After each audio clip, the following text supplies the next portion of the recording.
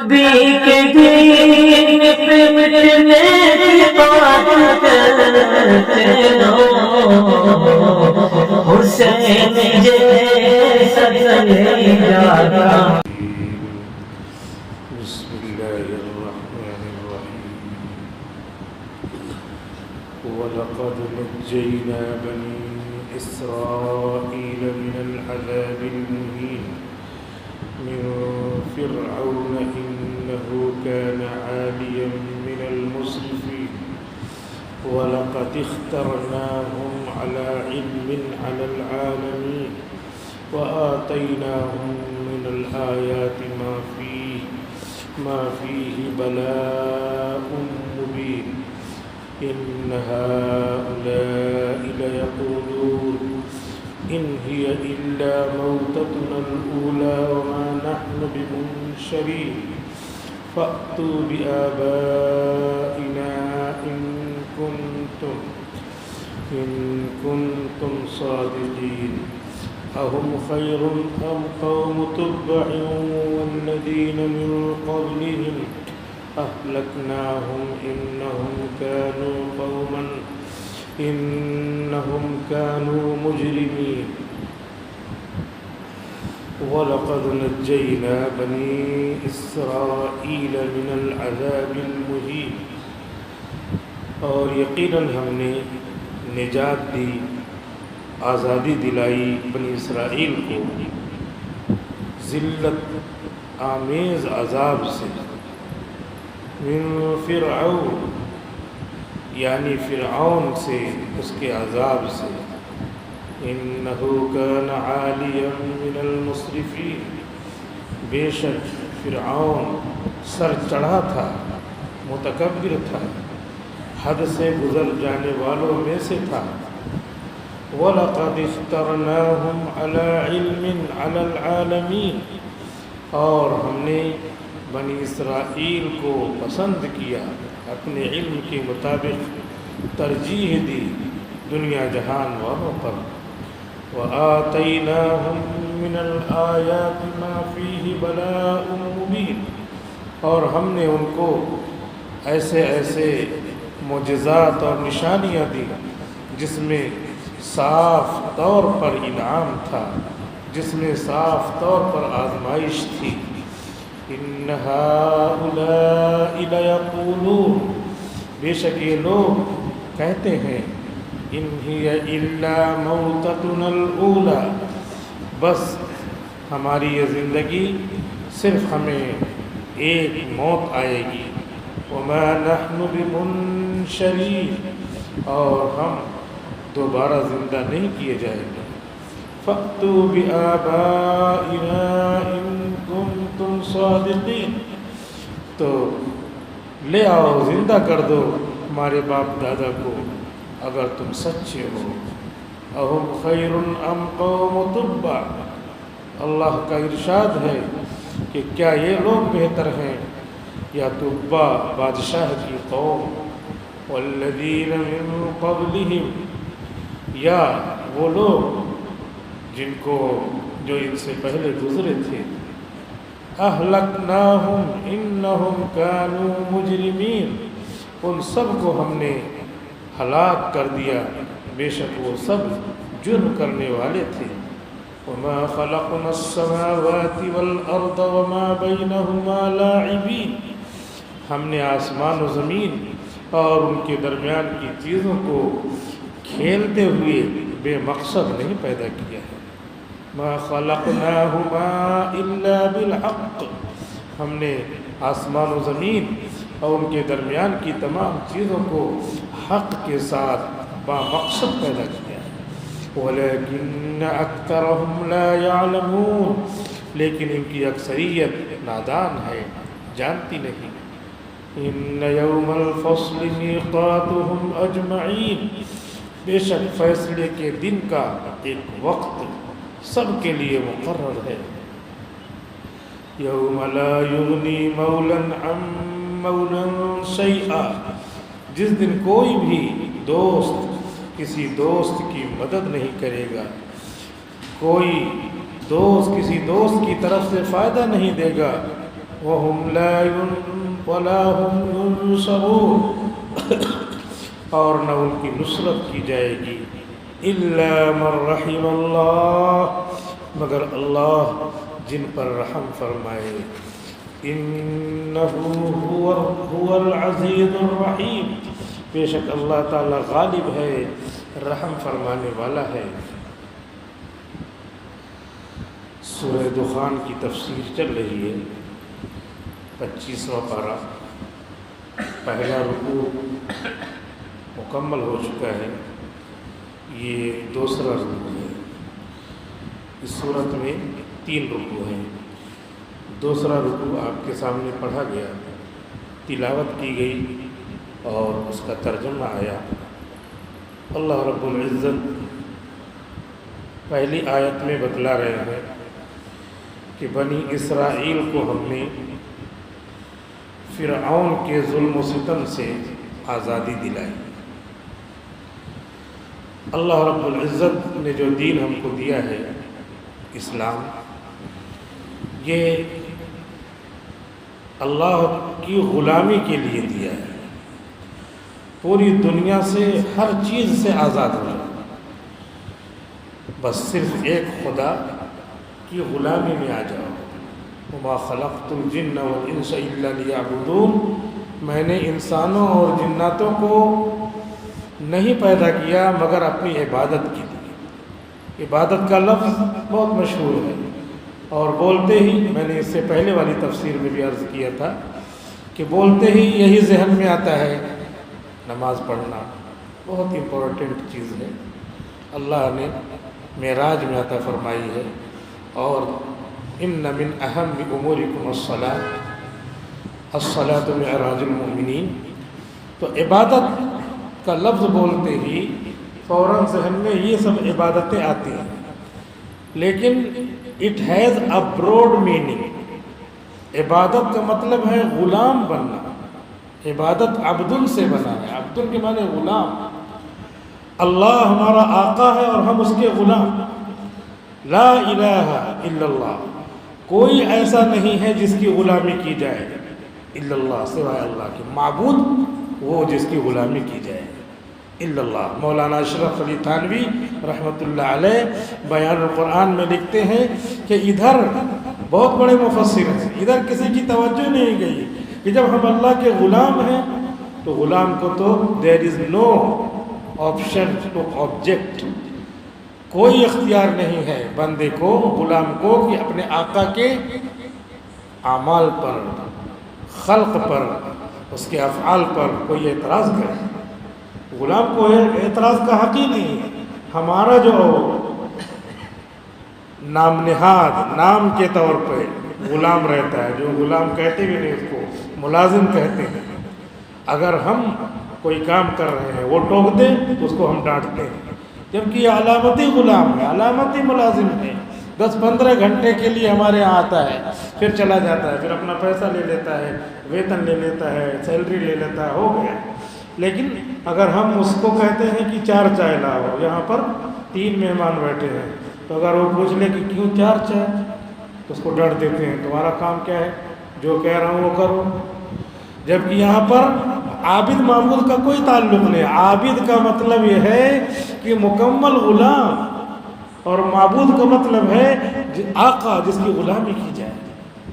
لہٰذا اللہ رب العزت یہ فرما رہے ہیں کہ ہم نے بنی اسرائیل کو فرعون کی غلامی سے نکالا۔ فرعون کے کام کرتے تھے اس کو خدا بھی سمجھتے تھے، اور جو آزادی کا مفہوم ہے وہ یہ ہے کہ گناہوں سے آزادی، رشوت سے آزادی، چوری سے آزادی، ہر طرح کی شہوت پرستی سے آزادی، مادیت سے آزادی، اور ایک اللہ کی غلامی۔ اللہ تعالیٰ یہاں احسان جتلا کے بتلا رہے ہیں وَلَقَدْ نَجَّيْنَا بَنِي اسرائیل، بنی اسرائیل کو ہم نے نجات دی، آزادی دلائی عذاب مہین سے، ذلت آمیز عذاب سے، فرعون سے۔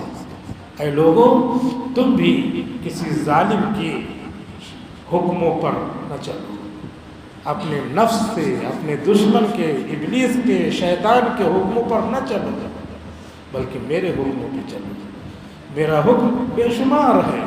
دن بھر میں تم کو صرف 5 وقت کی نماز پڑھنی ہے، یہ میرا حکم ہے.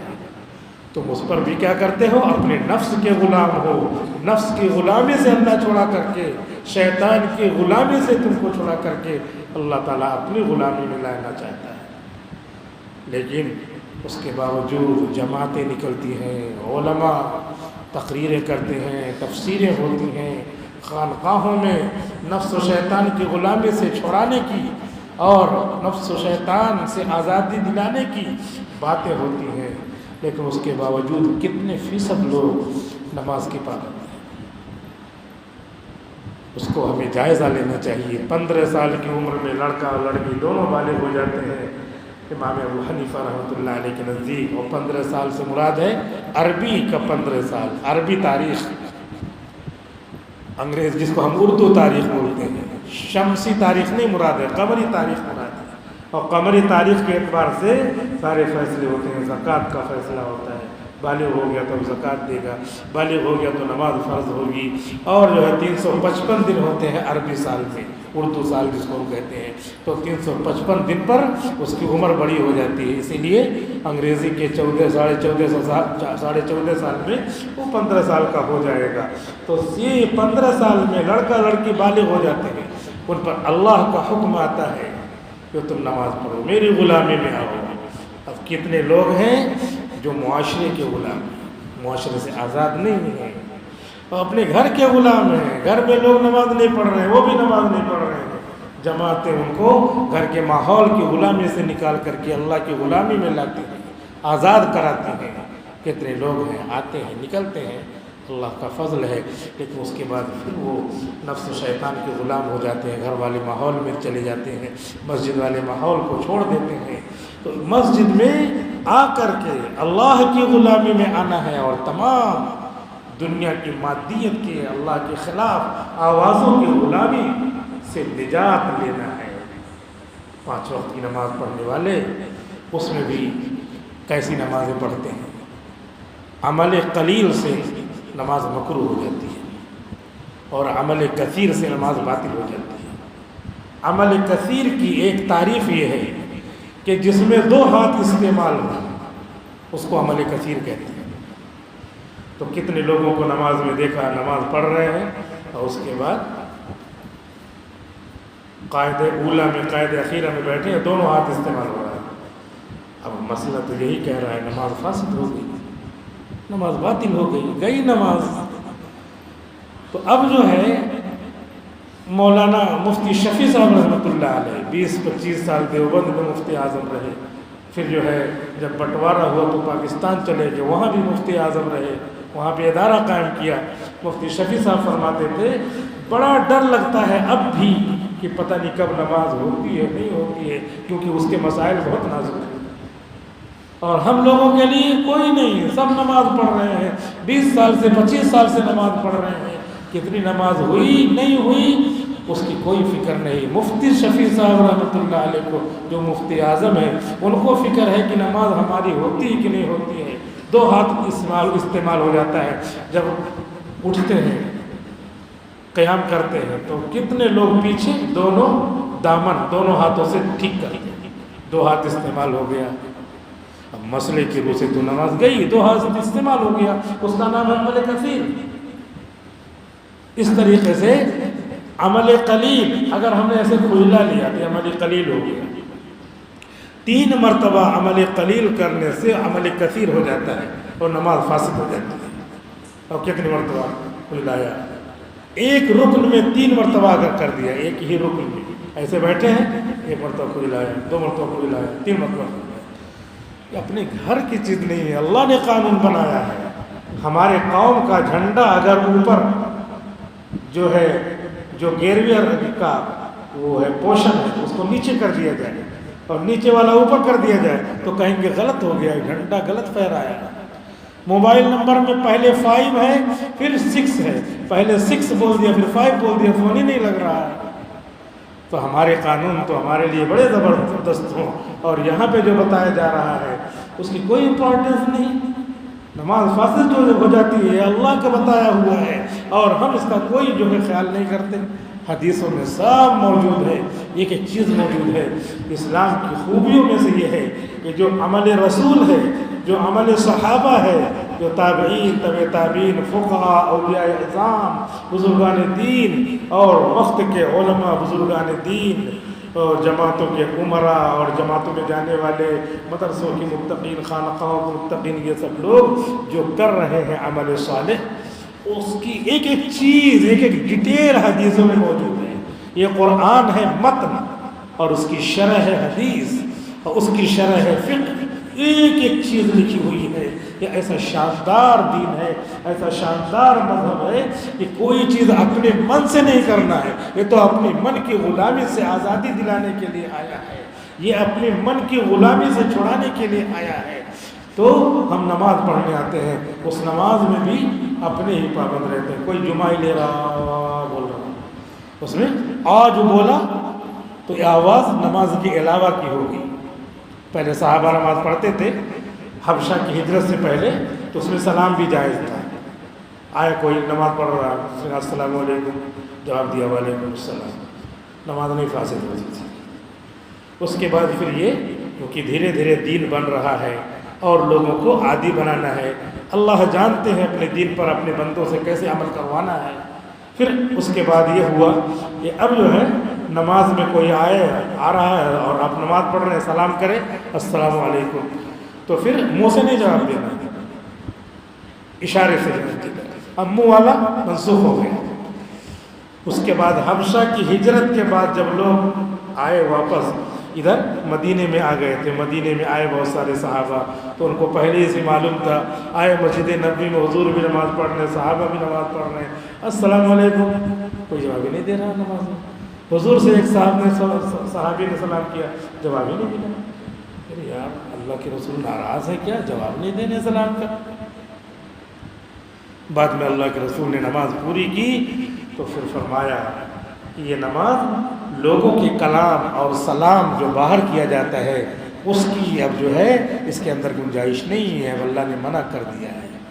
تو ایسا کلام جو باہر کا ہو وہ اب اندر نہیں چلے گا، اور ایسا کلام جو بن جائے، مثال کے طور پہ یہی اب جمعہ لیا تو حکم یہ ہے کہ پہلے روکو، ہونٹوں کو بند کرو. حدیث میں سب الفاظ آتے ہیں. یہ کسی عالم نے مسئلہ جو فقہ رہتا ہے، فقہ کسی نے بنایا نہیں ہے، وہ حدیث شریف کا جسٹ ہوتا ہے، عنوان ہوتا ہے حدیث کا. تو وہ کوئی کسی عالم کے اندر یہ صلاحیت نہیں، ورنہ وہ عالم اس کی عزت ہی اسی دن سے ختم ہو جائے گی. مستحب ہے، مکروہ تحریمی ہے، مکروہ تنزیہی ہے، سنت غیر موقدہ ہے، سنت موقدہ ہے، واجب ہے. یہ تو ذرا سلائٹسٹ ڈفرینسز، معمولی فرق کی وجہ سے اس کا نام بنایا گیا ہے. کہ دین میں ذرا بھی گھٹانا بڑھانا یہ کسی کے لیے اجازت نہیں ہے، اس لیے اس کا نام رکھ دیا مستحب. تھوڑا سا اس میں حدیثوں کے اندر کے کچھ ٹیکنیکل چیزیں جو وہاں چلتی ہیں اصطلاحات حدیث میں، اس میں کچھ ایسی چیزیں ہیں تو اس کا نام اب سنت نہیں رکھ سکتی، اس کا نام مستحب رکھا، سنت موقدہ نہیں رکھ سکتی. اور اس میں اور زیادہ امپورٹنس ہے، جیسے جماعت سے نماز پڑھنا بہت زیادہ اہم ہے. جماعت سے نماز پڑھنا فجر کی سنت موقدہ ہے، اس کی بھی بہت زیادہ اہمیت ہے، اور جماعت کی بھی بہت زیادہ اہمیت ہے. بہت زیادہ حدیثیں ہیں فجر کی سنت کے بارے میں کہ کبھی نہ چھوٹے، اور ایسے جماعت کے بارے میں ہے کہ نماز پڑھ رہے ہیں جماعت سے کبھی نہ چھوٹے. اب دونوں چیزیں ہیں.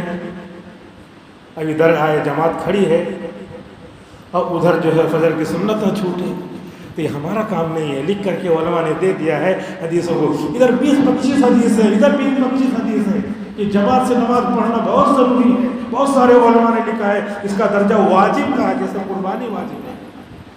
اور ادھر جو ہے یہ سنت نہ چھوٹے، اتنی زیادہ امپورٹنٹ. اب 25-30 حدیث ادھر، 25-30 حدیث ادھر، کون تولے گا؟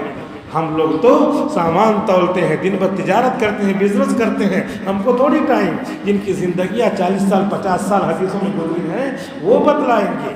تو وہ بتلاتے ہیں، بڑی محنت سے بتلاتے ہیں. ہم کو تو حلوہ میں نے کھا لیا، وہ بتلاتے ہیں. اور یوٹیوب پہ کوئی مسئلہ سن لیا اور مسئلے کے خلاف کرنے لگے. جو برسوں سے مسئلہ چلا رہا ہے اس میں زندگیاں خرچ ہوئی ہیں. تو اب کیا ہے، جماعت کھڑی ہوئی ہے اور ادھر جو ہے سنت بھی باقی ہے.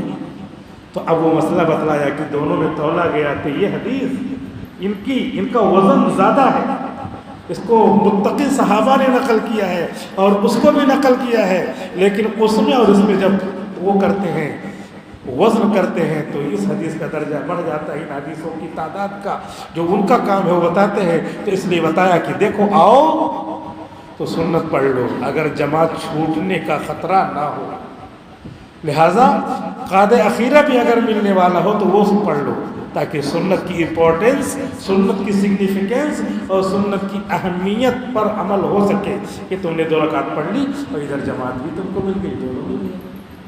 یہ ایسے لکھ کر کے مسئلہ بتا دیا، ہمارا یہ کام ہے، ہمارے اس میں جو ہے فارمولہ جو دوا کا رہتا ہے، اس میں کیا ملا کیا نہیں ملا وہ ڈاکٹر کا کام ہے، ہم کو بخار ہوا سردی ہے لکھ کر کے دے دیا۔ فقہا جو ہے حکیم الامت ہوتے ہیں، فقہا دل کے حکیم ہوتے ہیں اور یہ ڈاکٹر بدن کے حکیم ہوتے ہیں، اس بدن والے حکیم کو فالو کرتے ہیں، دل والے حکیم کو بھی فالو کرنا چاہیے، یہ مسئلہ بتایا اس لیے۔ اور اگر دیکھا کہ قعدہ اخیرہ بھی نہیں ملے گا تو یہ زیادہ اہم ہے، اس لیے اب اس پر عمل کرو، اس کو اب چھوڑ دو۔ اب اس کو فجر کے بعد بھی نہیں پڑھنا ہے، اب اپنے سے کوئی نہیں بیان کرتا، منع باقاعدہ لکھا ہے کہ فجر کے بعد اب کوئی نماز نہیں، لہذا ابھی اس کی قضا بھی نہیں کرنا ہے، سنت کی قضا بھی نہیں ہوتی۔ لیکن یہ اتنی اہم ہے کہ علماء نے کہا کہ فجر کے بعد سورج نکلنے کے بعد سے لے کے ظہر تک اگر تم کو ٹائم ملتا ہے بلکہ ٹائم نکال لو تو اس سنت کی قضا کر لو، کیونکہ بہت اہم ہے۔ اور اس کے بعد پھر ظہر کے بعد نہیں، ایسے نیت کر کے 2 رکعت نماز پڑھ لی، اللہ میری چھوٹ گئی تھی، تو بہت ممکن ہے اللہ دلوں کے بھید کو جاننے والا ہے، ہو سکتا ہے اس سنت کے ترک کا ثواب اللہ تعالیٰ اس میں دے دے، لیکن وہ نفل رہے گی، سنت کے برابر درجہ نہیں رہے گا۔ یہ سب ایک حکم نماز کا، نماز میں ہم کتنا نفس پرستی کرتے ہیں کہ نمازیں ہو رہی ہیں کہ نہیں ہو رہی ہیں، کوئی آیا آ کر کے فٹافٹ پڑھتا چلا جا رہا ہے۔ حضور کے زمانے میں جب دین تیار ہو رہا تھا، حضور ایک صحابی جلدی سے نماز پڑھ کر گیا، حضور نے فرمایا ادھر آؤ، صلی فإنک لم تصلی، نماز پھر سے پڑھو، آپ نے نماز نہیں پڑھی۔ ان کو پتہ نہیں چلا بیچاروں کو، انہوں نے پھر سے اسی طرح پڑھی جیسے پڑھ لیا تھا۔ پھر حضور نے بلایا ادھر آؤ، صلی فإنک لم تصلی، پھر سے نماز پڑھو، تو انہوں نے نماز نہیں پڑھی، پھر انہوں نے پڑھ کر کے اسی طرح پڑھا، پھر گئے۔ تو حضور نے فرمایا کہ صلی فإنک لم تصلی، تم نے ٹھیک سے نماز نہیں پڑھی، نماز نہیں ہوئی تمہاری۔ تو صحابی کہہ رہے اللہ کے رسول بتلا دیجیے۔ اصل میں یہ بار بار کہنا بھی اس لیے تھا تاکہ بات جاگزی ہو جائے، ایک ہی بات کو آپ کئی بار کہتے تھے، وہاں پہ ایلوبریشن نہیں تھا اتنا، ایک ہی بات کو لمبے چوڑے انداز میں بس حضور منبر پہ چڑھے، ہر نماز کے بعد 33 مرتبہ سبحان اللہ، 33 مرتبہ الحمدللہ، 34 مرتبہ اللہ اکبر پڑھ لیا کرو، بہت زیادہ ثواب ملے گا۔ بس آپ نے اتنا کہہ دیا، بس سادے انداز میں کہہ دیا، تب دین اتنا پھیلا ہے اور بڑا ہے، اور ہم لوگ ایک ہی بات کے چکر میں اور ایک ہی بات کو دین سمجھ کر کے بقیہ سب چیزیں چھوڑ دیتے ہیں۔ دین میں معاشرت بھی ہے، دین میں یہ ہے کہ کسی کو ایذا نہ پہنچاؤ، ایذائے مسلم حرام ہے۔ اب ہماری ایذا کیا ہے؟ حدیث شریف میں تو یہ آتا ہے کہ کسی درخت کے نیچے چھاؤں جہاں ہوتی، لوگ بیٹھتے جہاں ہیں، وہاں پر کوئی پیخانہ نہ کرے، پیشاب نہ کرے، گندگی نہ کرے۔ تو اب سارے درخت وغیرہ تو کٹ رہے ہیں، باغ تو کٹ رہے ہیں، اب لا کر کے لوگ بائک کھڑی کرتے ہیں، تو بائک کھڑی کرتے ہیں تو جہاں لوگوں کے آنے جانے کا راستہ ہو، جیسے اس سے ایذا ہوتی ہے ایسے ایذا ہوتی ہے۔ تو فقہا نے لکھ رکھا ہے کہ ایسی جگہ پہ اپنے سامان کھڑا کرو، گاڑیاں کھڑی کرو کہ لوگوں کو تکلیف نہ ہو۔ کیسے نکالیں گے؟ آج بھی یہ معاشرت میں داخل ہے۔ حضور نے تو اپنے زمانے میں جو تھا وہ بتا دیا کہ یہ لائنین ہے، پیشاب پیخانہ یہ لعنت کا سبب ہے کہ وہاں پہ لوگ بیٹھتے تھے آرام سے، تم نے گندگی کر دی۔ آج بھی جہاں بیٹھنے کی جگہ ہے، جہاں راستہ ہے، وہاں پہ گاڑی کھڑی کر دیا، کوئی اب گزارنے والا نہیں، اور کوئی جو گزرنے والوں کی گاڑی نہیں گزر پا رہی ہے، حالانکہ وہ پبلک پلیس ہے، اس پہ ہم بھی ٹیکس دیتے ہیں، لیکن اس کے باوجود بھی اب ہمارا گھر ہے تو دوسرا کوئی گاڑی واپس لے کے جاؤ، ادھر سے نہیں گزرنے دیں گے۔ بتائیے یہ کون سی چیز ہو گئی؟ یہ بھی دین ہے، یعنی گناہ کبیرہ ہے اور اس کا الٹا کیا ہے؟ واجب ہے۔ تو واجب کا جو ثواب ہے ایسے ہی الٹا گناہ کبیرہ سے بچنے کا ثواب ہے۔ ان سب چیزوں میں نفس ہے، نفس سے ہم آزاد نہیں، نفس کہ ہم غلامی میں مبتلا ہیں۔ ہم کو چاہیے کہ نفس کی غلامی سے آزاد ہو کر پورے دین پر آ جائیں۔ تبلیغی جماعت کا ایک مشن ہے کہ دین کی اہمیت کو ترغیبات کی روشنی میں لوگوں کے دل میں بیٹھا دیں، پھر اس کے بعد وہ معاشرت کے مسئلے سیکھیں، معاملات کے مسئلے سیکھیں، اخلاقیات کے مسئلے سیکھیں، اور سیکھ کر کے پورے دین پر عمل کریں۔ اور پورے دین پہ عمل کرنا اس لیے وَمَا خَلَقْتُ الْجِنَّ وَالْإِنسَ إِلَّا لِيَعْبُدُونَ، میں نے انسانوں اور جناتوں کو اپنی عبادت کے لیے یعنی اپنی غلامی کے لیے پیدا کیا، لہذا یہ غلامی معاشرت میں بھی چلے گی، یہ غلامی معاملات میں بھی چلے گی۔ شیئر مارکیٹ میں بہت سارے لوگ آج کل پیسے لگا رہے ہیں، بہت پیسے لگا رہے ہیں۔ اب یہ نہیں دیکھ رہے ہیں کہ what kind of this share is, یہ کس ٹائپ کا شیئر ہے۔ وہ شیئر کیا ہے؟ اس میں جو ہے خنزیر کی خرید و فروخت ہوتی ہے۔ دواؤں میں جو ہے جو اوپر جو کیپسول بنتا ہے وہ کیپسول بھی خنزیر کے اس سے بن رہا ہے۔ یہ تحقیق نہیں کر پا رہے ہیں کہ یہ شیئر جو ہم لے رہے ہیں، شیئر کا مطلب کیا ہے؟ شیئر کا مطلب یہ ہے کہ 1,00,000 روپے میں ہم کمپنی کھڑی کر رہے ہیں، 4 لوگ 25,000 ہزار دے دیں، یہ شیئر ہو گئے۔ تو پہلے بھی کرتے تھے، آج اس کا انگریزی نام ہو گیا تو کیا مطلب کوئی حقیقت بدل جائے گی؟ پہلے سے نبی نے بتا دیا۔ اب ظاہر سی بات ہے 1,00,000 روپے میں ہم خنزیر خرید کے لے آ رہے ہیں 10، اور اس کے بعد پیسہ کمایا ہم نے 1.5 لاکھ، تو ظاہر سی بات ہے وہ 50,000 روپیہ جو ہمارے پیسے سے خریدا جا رہا ہے، اس کی جو ہے اس میں 25,000 روپیہ جو نفع آ رہا ہے، 50,000 روپیہ جو نفع آ رہا ہے وہ خنزیر کی پیسے ہے۔ تو جیسے پہلے خنزیر کی پہنا جائز ہے، شراب کی پہنا جائز ہے، وہ شیئر بول کر کے بھی نہ جائز رہے گی، یہ تھوڑی ہے کہ وہ جائز ہو جائے گی۔ لہذا اس میں تحقیق کرنا ہے، معاملات ہیں، معاملے کو دیکھنا ہے کہ حلال کا معاملہ کر رہے ہیں، حرام کا معاملہ کر رہے ہیں، خرید و فروخت کیسی ہو رہی ہے۔ یہی تو ماحول میں گھر کے ماحول سے، باہر کے ماحول سے نکال کر مسجد کے ماحول میں اسی لیے لایا جاتا ہے کہ تم مسجد کے غلام بنو۔ حدیث شریف میں آتا ہے کہ اللہ تعالیٰ عرش کے سائے میں جگہ دیں گے اس شخص کو جس کا دل مسجد سے ہٹکا رہے۔ ابھی نماز پڑھی اور اس کے بعد سوچ رہا ہے کہ عصر کی نماز یا عشاء کی نماز یا فجر کی نماز پھر چھوٹنے نہ پائے، اور جماعت سے میں نماز پڑھوں گا، یہ اس کا ارادہ ہے۔ حدیث شریف میں آتا ہے کہ جس نے عشاء کی نماز جماعت سے پڑھ لی اور فجر کی نماز جماعت سے پڑھ لی، اس کو پورے رات عبادت کا ثواب ملے گا۔ پورے رات عبادت کا ثواب کا مطلب یہ ہے کہ ایک آدمی پورے رات جاگ کر کے ثواب کما رہا ہے، نماز پڑھ رہا ہے، اس کا کتنا ثواب بنا؟ مثال کے طور پہ 1 کروڑ ثواب بنا۔ اور عشاء کی نماز جماعت سے پڑھی اور اس کے بعد فجر کی نماز جماعت سے پڑھی اور اس کا ثواب 1,00,000 بنا، تو اللہ تعالیٰ اس کو انلارج کریں گے، بڑھائیں گے، بڑھا کر کے اس کو 1 کروڑ کے برابر بنا دیں گے۔ کیونکہ یہ ثواب بھی کس نے بتایا؟ اللہ ہی نے تو بتایا ہے۔ اس میں شک کرنے کی، ڈاؤٹ فل ہونے کی کیا اجازت ہے؟ اللہ ہی تعالیٰ اس کو، وہ فجر کی نماز اور عشاء کی نماز جماعت سے پڑھ رہا ہے، اللہ تعالیٰ اس کو کیا کہہ رہے ہیں؟ میں پورے رات عبادت کرنے کا ثواب دوں گا۔ تو اللہ ہی دے رہا ہے 1,00,000 ثواب، اللہ ہی دے رہا ہے 1 کروڑ ثواب، تو کسی کو کیا جو ہے اعتراض کرنے کی، آبجیکشن کرنے کی کیا اجازت ہے؟ لہٰذا اس کو کہتے ہیں انعامی ثواب، اس کو انعامی ثواب کہتے ہیں۔ جیسے سورہ یاسین 1 مرتبہ پڑھ لینے سے اللہ رب العزت نے اپنے نبی سے اناؤنسمنٹ کروایا ہے کہ 1 مرتبہ کوئی سورہ یاسین پڑھتا ہے تو اس کو 10 مرتبہ پورے قرآن کو ختم کرنے کا جو ثواب ملتا ہے وہ ہم دیتے ہیں۔ اب سورہ یاسین قرآن کا دل ہے، اب اس دل کی امپورٹنس بتانے کے لیے کہ بہت اہم ہے، تو ثواب کو بتایا اپنے نبی کے ذریعے کہ جیسے کوئی آدمی 10 مرتبہ قرآن ختم کیا اس کا ثواب جو بنا ہے، تو 1 مرتبہ سورہ یاسین پڑھا تو 1 مرتبہ سورہ یاسین کا ثواب تو اسی قانون کے اعتبار سے 1 حرف پہ 10 نیکی، 1 حرف پہ 10 نیکی، جتنا ثواب بنتا ہے کیلکولیٹ کر کے وہاں لکھ لیجئے۔ لیکن اب اللہ تعالیٰ اپنے فضل سے اس کو بڑھا کر کے 10 قرآن کا جو ثواب ہوتا ہے اتنا بنا دیتے ہیں۔ اللہ دینا چاہے تو تم کو کیوں ملتا ہے؟ یہ تو کوئی بات نہیں ہوئی۔ ایک آدمی جو ہے دکان پہ آپ نے سامان خریدا، فریج خریدا، کولر خریدا، اور اس کے بعد اس کا دام ہے 10,000 روپے، اور جو ہے وہ کہہ رہا ہے کہ تم 1,000 روپے صرف دو، تو کیا 9,000 مانگ کیوں معاف کر رہا ہوں؟ میں زبردستی دوں گا۔ یہ تو نالائقی ہے، یہ تو جو ہے عقل مندی کے خلاف ہے۔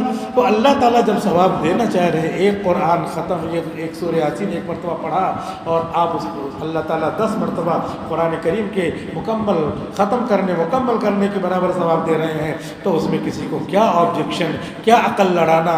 آنا ہے جو بس میں جانا میں پندار خودی کو توڑ کے عقل و خرد کے دیوانے، یا عقل و خرد کا کام نہیں۔ اور جگہ بھی تم عقل نہیں لگاتے ہو، صرف ہی آ کر کے عقل لگاتے ہو۔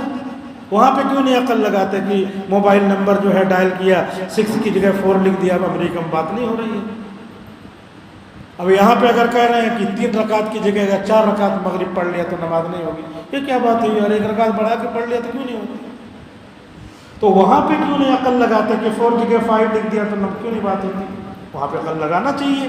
وہاں پہ تو کچھ نہیں بولیں گے، یہاں پہ آ کر کے بہت بولیں گے کہ عورتوں کو پردے میں رکھ دیا ہے۔ بتائیے، یہ پردے کی چیز ہے، اس کو بھی گھمانا چاہیے، کیونکہ نفس بول رہا ہے، نفس کے غلام ہے، نفس شیطان کے غلام ہے۔ اللہ کے غلام ہوتے تو اس طرح نہ بولتے، کیونکہ اللہ کا حکم ہے قُلْ لِلْمُؤْمِنِينَ يَغُضُّوا مِنْ أَبْصَارِهِمْ وَيَحْفَظُوا فُرُوجَهُمْ ذَلِكَ أَزْكَىٰ لَهُمْ إِنَّ اللَّهَ خَبِيرٌ بِمَا تَعْمَلُونَ إِنَّ اللَّهَ خَبِيرٌ بِمَا تَصْنَعُونَ قُلْ لِلْمُؤْمِنَاتِ يَغْضُضْنَ مِنْ أَبْصَارِهِنَّ وَيَحْفَظْنَ فُرُوجَهُنَّ وَلَا يُبْدِينَ زِينَتَهُنَّ۔ اللہ کا حکم ہے مومن مردوں کو بھی کہہ دو کہ نظریں نیچی رکھیں، مومن عورتوں کو بھی کہہ دو کہ نظریں نیچی رکھیں۔ اب ایک آدمی ڈاکٹر ہے، ایک آدمی ٹیچر ہے، تو نظریں نیچی کرنے کا مطلب کیا ہے؟ نظریں نیچی کا مطلب دل سے ارادہ ہی نہ کرے۔ اگر کسی کو کوئی آدمی دیکھنا نہ چاہے تو سامنے موجود ہوتے ہوئے بھی نہیں دیکھتا، وہ تو اللہ جانتا۔ اللہ نے ایسا دل بنایا ہے، ایسا طریقہ بنایا ہے کہ نظر ہے پھر بھی نظر نہیں آتا، کیونکہ سامنے سے کوئی گزرا بہت مرتبہ کہتے ہیں میں نے دیکھا نہیں۔ ارے میں تمہارے سامنے سے گزرا تھا، کیسے نہیں دیکھا؟ نہیں دیکھا بھائی، میں دوسرے کام میں مشغول تھا۔ ارے تم ادھر نظر تو اٹھائے تھے۔ ارے نظر اٹھانے سے نہیں ہوتا، میں دوسری طرف متوجہ تھا۔ کتنی مرتبہ ایسے ہم کہتے ہیں، مولانا اشرف علی تھانوی رحمۃ اللہ علیہ کہتے ہیں اس طرح تضادات تو تمہاری زندگی میں ہیں، لیکن جب شریعت آتی ہے تو وہاں پہ تم کو بہت آبجیکشن ہوتا ہے، اور یہاں پہ آبجیکشن نہیں ہوتا۔ یہ کہتے ہیں کہ ہر وقت اللہ کو یاد رکھو۔ کیسے ہر وقت اللہ تعالیٰ کو یاد رکھیں گے؟ اللہ کا ذکر ہر وقت کرتے رہو۔ ذکر کی 2 قسمیں ہیں، ذکر لسانی زبان سے کرتے رہو، اور دوسرے ذکر قلبی، ذکر حکمی۔ تو اگر ذکر لسانی زبان سے نہیں ہے تو ذکر قلبی ہر وقت ہو سکتا ہے، ہر وقت۔ اب لوگوں کو اعتراض ہوتا ہے کہ کیسے جو ہے ذکر قلبی ہر وقت ہوگا؟ حضور صلی اللہ علیہ وسلم کے بارے میں آتا ہے کہ اللہ کے رسول ہمیشہ اللہ کو یاد کرتے تھے۔ یذکر اللہ تعالی فی کل احیان، ہر حین میں، ہر موقع میں، ہر وقت اللہ تعالیٰ کو یاد کرتے تھے۔ تو اب اس میں جو ہے کبھی کبھی یہ ہوتا ہے کہ ایک صاحب نے سلام کیا، صحابی نے سلام کیا السلام علیکم، حضور نے جواب نہیں دیا۔ اب وہ سوچ رہے ہیں کوئی بات ہو گئی ہے کیا، اللہ کے رسول نے جواب نہیں دیا۔ تو حضور صلی اللہ علیہ وسلم نے وضو بنایا، وضو بنا کر کے، بعض روایتوں میں ہے تیمم کیا، تیمم کر کے آپ نے جواب دیا اور فرمایا کہ میں یہ چاہ رہا تھا کہ اللہ کا نام بے وضو ہوں تو بے وضو نہ لوں۔ اگرچہ دوسری جگہوں پہ آپ نے اجازت دیا ہے، جائز ہے، لیکن ادب کا طریقہ ہے، زیادہ جو ہے درجات کی بلندی کا طریقہ یہ ہے کہ وضو کے ساتھ اللہ کا نام لیا جائے۔ تو میں نے سوچا کہ اللہ کا نام السلام بھی ہے، المؤمن ہے، المہیمن ہے، تو السلام علیکم کہوں تو میں وضو سے ہوں، اس لیے میں نے سوچا وضو کر کے جواب دوں۔ وضو کر کے میں نے جواب دیا، اللہ کا نام وضو کر کے دیا۔ تو اب جو ہے اتنی دیر آپ نے گویا کہ ذکر نہیں کیا، تو علماء فرماتے ہیں دل سے ذکر کرتے ہیں، دل سے اللہ کو یاد رکھنا بھی یہ کیا ہے؟ ہر وقت یاد رکھنا ہے۔ تو زندگی میں ہر لمحے اللہ کے رسول اللہ تعالیٰ کو یاد کرتے تھے، ذکر قلبی بھی اور ذکر لسانی بھی۔ اور ذکر میں یہ بھی داخل ہے، ذکر میں یہ بھی داخل ہے کہ بندہ اللہ کے حکموں پہ عمل کرے۔ یہاں تک کہ حدیث شریف میں آتا ہے کہ کسی نے فجر کی نماز پڑھی اور اس کے بعد وہیں بیٹھ کر کے ذکر کرنے لگا، اور اس کے بعد پھر سورج نکل آیا اور مغرب وقت ختم ہوا، تو اس نے 2 رکعت نماز پڑھی تو اس کو 1 حج 1 عمرے کا ثواب ملے گا۔ حدیث میں آتا تامتن تامتن تامتن، 3 مرتبہ لفظ آتا ہے، مکمل حج اور عمرے کا ثواب ملے گا۔ اب اس کے بعد پھر اس کی تشریح آتی ہے کہ اسی میں یہ بھی داخل ہے کہ کوئی آدمی اٹھ کر کے گھر چلا آیا ذکر کرتے کرتے، اور گھر بھی تلاوت کر رہا ہے تو یہ بھی ذکر میں داخل ہے، وہ بیٹھے ہوئے والے ذکر میں وہ بھی شامل ہے۔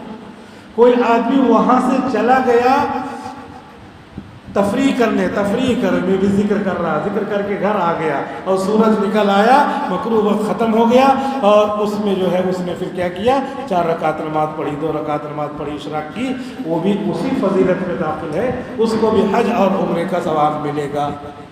اب دیکھیے دین میں کتنی آسانی ہے، الدین یسر۔ اب جو اتنا جس کو معلوم ہے وہ اس کو پابند بنائے رکھے گا، اور اگر اٹھ کے اس دن چلا گیا، حالانکہ بیچ میں کسی سے بات کیا یا بات کی گیا تو السلام علیکم وعلیکم السلام، کسی گناہ کی بات نہیں کیا، اور اس کے بعد گھر جا کر کے اس نے جو ہے 2 رکعت نماز پڑھی، اس کو بھی حج اور عمرے کا مکمل ثواب ملے گا۔ لیکن یہاں کیا ہو گیا، ریکٹیفیکیشن کون کرے گا، اصلاح کون کرے گا، بتائے گا کون، وہ سمجھے گا آج تو میں حج عمرے کے ثواب سے محروم رہا۔ حالانکہ یہ حدیث شریف کی تشریح علماء فرماتے ہیں، بیان فرماتے ہیں، یہ بھی ذکر حکمی میں داخل ہے۔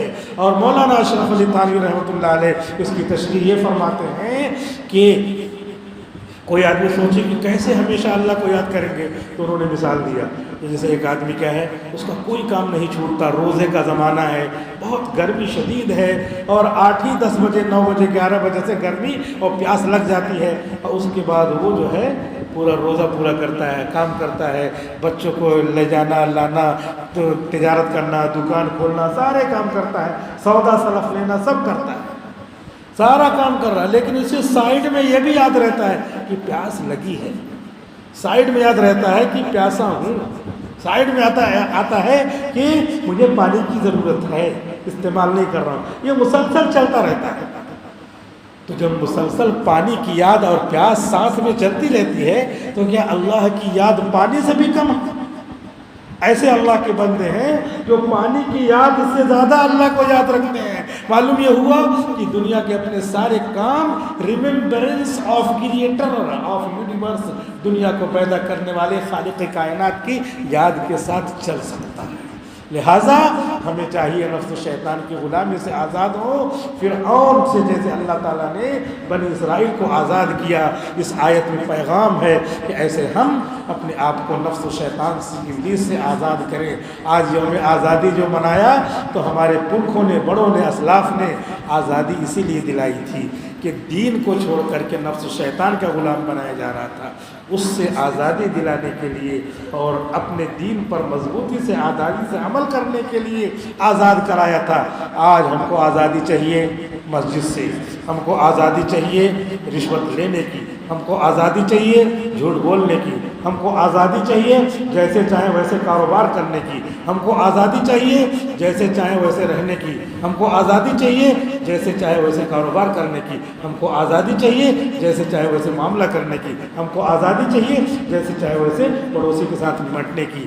حالانکہ ان سب چیزوں سے آزادی، نفس سے آزادی کے بعد ایک اللہ کی غلامی کے لیے اللہ نے قرآن اتارا تھا، وَلَقَدِ اخْتَرْنَاهُمْ عَلَىٰ عِلْمٍ عَلَى الْعَالَمِينَ۔ ہم نے دنیا جہان والوں پر تم کو اس لیے فضیلت دی تھی تاکہ تم نفس و شیطان سے آزاد ہو کر اللہ کی غلامی میں آ جاؤ۔ دعا کرتے ہیں کہ اللہ تعالی ہمیں اسلام کی جو سچی آزادی ہے کہ نفس و شیطان سے آزاد ہو کر ہم ایک اللہ کی غلامی میں آ جائیں اور عبد بن جائیں۔ اب جب بنیں گے تو سبحان الذی اسریٰ بعبدہ لیلا، اپنے بندے اور غلام کو اللہ تعالیٰ اونچائی پہ لے گیا، اپنے بندے یوسف علیہ السلام کو کنویں میں بھیج کر کے پھر اس کو جو ہے قصر شاہی میں لے گیا، اپنے بندے کو حضرت یونس علیہ السلام کو نیچے لے جا کر کے اس کو معراج سفلی عطا کی۔ مولانا جلال الدین رومی فرماتے ہیں نیچے بھی لے جا کر کے اللہ عروج عطا کرتا ہے، کسی کو اونچائی پہ لے جا کر کے، کسی کو نیچا لے جا کر کے۔ سبحانک اللہم سبحانک اللہم سبحانک اللہم، اے اللہ تیری ذات نیچے سے اسفل سے پاک ہے، لا الہ الا انت سبحانک انی کنت من الظالمین۔ دعا کرتے ہیں کہ اللہ تعالی ہمیں سچی آزادی، گناہوں سے آزادی اور اللہ اپنی غلامی ہمیں نصیب فرمائے۔ وآخر دعوانا الحمدللہ رب العالمین۔